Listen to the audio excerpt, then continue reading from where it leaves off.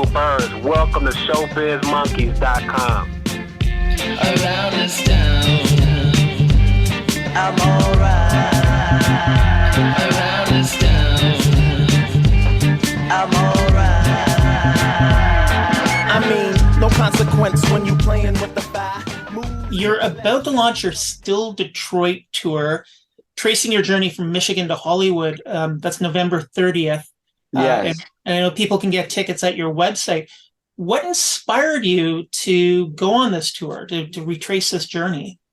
Well, one, I've always been a stand-up, and it was always annoying, like when I would do films, right? And I would do these movies, and I would go on the comedy clubs, and then every time I went to go shoot my special, even now, right now, the strike just ended, I'm about to go on tour. It's hilarious. I got to be back on set. It's kind of like this rhythm that happens. So I said, you know what, forget it. I'm going to do it. I want people to know me. I want them to know who I am. I want them to know my family. And my grandmother passed and about almost a year ago. It's been about 7 months. And I saw her and I was like, they don't make people like this anymore. You know, and when she died, it's like I wanted to kind of have an art piece that was dedicated to her and the family.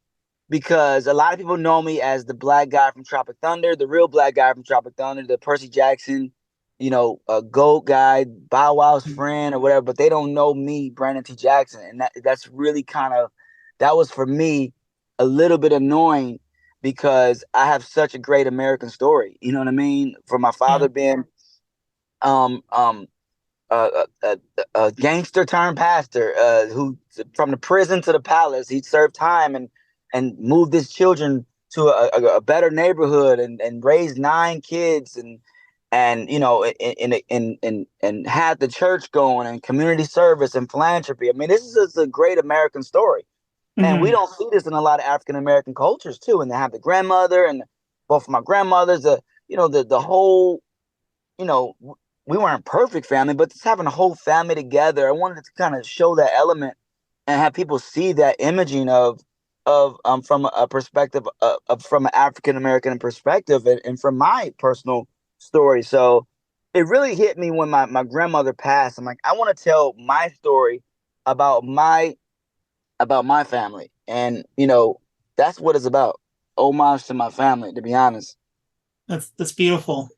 On the tour, you're going to be partnering with a lot of BIPOC businesses which is an awesome way of involving the local communities. Can you tell me a bit about that? So yeah, we offer. I do giveaways every city, and I go to businesses where we give away the PS5s or different tickets and things like that. So we have the businesses partner with us, and we give publicity with those businesses. Say I'm on the radio.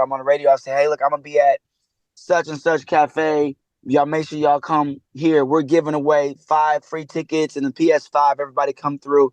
And then we do autograph signing, open store, talking, meet and greets, a mixer where people can just kind of come out and kind of like a pop-up shop and kind of have this little gathering before and bringing, these businesses together and bringing the whole community to a place where people can enjoy and have some marketing and awareness for a lot of these BIPOC businesses, and it's tough because BIPOC businesses don't get the love, and sometimes we skip over them because of the big corporations, which is great, but at the same time, it's like I want to show love to the community. This is a grassroots tour, this is such a grassroots tour, and meeting the people where I started. I started in Detroit. You know what I mean? People don't get it. If it wasn't for me, going, and I got a lot of testimonials. I can't wait to shoot them. I got a lot of testimonials from the people that knew me back in the day. Was that's like, great. Yo, you used to do this, you used to do that. So that's going to be shot on the special where they talk about where I used to skip school and go to the comedy clubs, and then I would get booed, and I would go back and kill it, and then.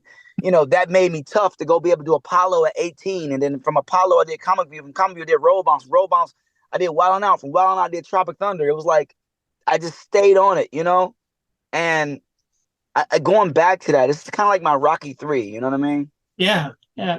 Now, we all have our own paths to the stage. What inspired you to start doing stand up at 14?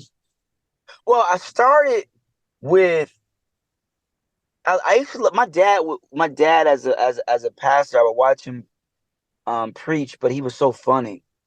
Mm-hmm. I was like, I want to be funny on the stage. Like I want to tell cool stuff, but I don't want to be a preacher. And I was like, what does that? And I remember, I promise you, I remember looking at the mic stand, and it was after church one day, and my dad was just like walking around, running the business, getting everything, with the whatever, I guess, it could be leaks around the church, but he's just doing maintenance with all, the people in the community, the guys, deacons, and the guys that work at the church. And I look at the mic stand, I'm like, you know what? I want to be a comedian. I never forget that. So I want to be a comedian. And I was like, I want to be on stage and just kind of tell jokes, but I want to heal people through laughter. I want people to see society through laughter. And I never forget that. I was like 14. And I was like, yeah, I'm gonna do that. And I remember saying that in my spirit, like, yeah, I'm gonna be this comedian. And it was just natural. I mean, I watched my father perform it, and I started doing these little talent shows at the high school, middle school, church. Started throwing these little local shows, and then I went on the road with a guy named Horace H.B. Sanders, who was the local comic back then, and he would just take me under his wing and bring me to all his shows, and I would just sit back and watch him. And I was like 15 then, and people brought me to like Canada, Montreal, the festivals, and I would just follow him. And That's awesome. Now, did you ever, growing up, did you have a favorite comedian or album or special that really inspired you or you really enjoyed? Eddie Murphy, Raw, loved it. Delirious, of course. Killing Him Softly, Bring the Pain, Chris Rock, Bigger and Blacker, Chris Rock. Mm-hmm. I used to quote that every day, Bigger and Blacker. All great specials. Yeah. Now you've performed across the country, and I know a lot of rooms are very different, but have you ever found something that like can bring every audience together, like something that unifies everybody when you're up there and making them laugh? Yeah, it does, but right now it's so separate. Unifying people, we used to be able to unify everybody in comedy. That's what's frustrating right now. The internet has caused too many niche social groups where it's so much interest in that. And if you say, I did a joke about this a little bit because I got mad. I did a joke about a tree, and the TRE people came and told me I can't say TRE. You know what I mean? And I said sorry. Then the SOR people came out and said I can't say sorry. So I was doing the whole thing, like every word I was saying, there was a group for it, right? Yeah. Improv, and it wasn't a real bit, but it got me kind of mad because everything I was saying, there was a group for it. So it wasn't like that when we were doing comedy. It was more like we knew everybody was there. To me, it was more together before everyone, all the awareness of everyone's social groups have come to life, and it's kind of like you want to be sensitive to it, but then you still gotta be funny. So it's like we've always made fun of I would say our insecurities was what made us funny. The things are trying to overcome is what made us always funny. Our vulnerabilities, there you go. Our vulnerabilities is what made us funny. So if you pick out a vulnerability in a social group that's vulnerable, they tend to think you're not loving them. But it's a total opposite. You're trying to find a way to find a common ground, because comedy is about finding the common ground and vulnerability for the most part, So that humanizes everybody. You know what I mean? Yeah. So when you can humanize people and not dehumanize people, you're able to that's where the comedy comes in. It comes from a dark place. It comes from a vulnerable place, from more of a lower chakra, you should say, place where you're, could be coming from a relationship that broke up, things, the troubles you have at home, or the absurdities of life over here. So when you're doing that and trying to bring a unifying front, it's a little challenging. It's hard to do that. It's very hard. I've got one last question for you. I want to thank you very much for taking the time to chat with me. So I try to ask this of everybody I speak with, because I have friends who've done comedy shows at bachelorette parties, at clothing optional beaches, on rafts floating down a river. What is the most bonkers, sort of unexpected comedy experience that you have ever had? Oh my God, that's a good one. Oh my God, I got. Oh well, there's a bunch of them, but let me give you the most roughest experience of a Jamaican club in Brooklyn while music is playing, while the DJ is playing. Oof. And they put the horns on you, like the brah, brah, brah.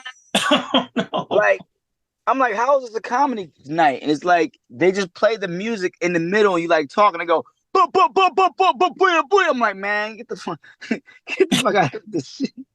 This ain't no comedy club. This is ridiculous. So performing in a Jamaican club in I think it was Brooklyn. Yeah, Brooklyn or Queens. I think it was Queens. Queens. It was Queens. I think it was Queens.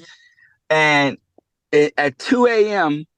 with 40 comics trying to get 5 minutes while the DJ is playing music. I think that was the most ridiculous experience I've had in comedy. One of them. Well, thank you very much. I'm really looking forward to seeing your tour and seeing the special. Have fun, and thank you so much. Thanks for taking the time to chat with me.